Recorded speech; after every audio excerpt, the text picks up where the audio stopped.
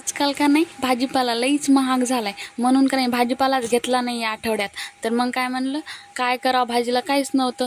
मग मी काय केलं, 1.5 वाटी ज्वारीच्या पिठामध्ये 1 वाटी गव्हाचं पीठ आणि अर्धी वाटी बेसन टाकलं. त्याच्यामध्ये का नाही लई मोठा कांदा टमाटर चिरून टाकलं आणि कोथिंबीर टाकली आमच्या वावरातली चिरून.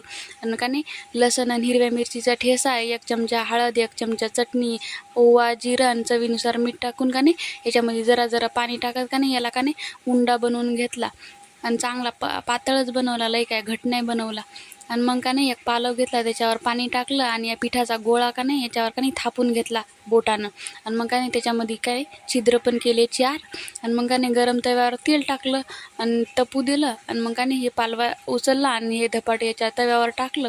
एका साईडनं भाजून झालं की त्याच्या छिद्रामध्ये का नाही तेल टाकून का नाही दुसऱ्या साईडनं पण भाजून घेतलं. खरपूस असं भाजलं आणि दह्यासंग खाल्लं, लई भारी लागलं.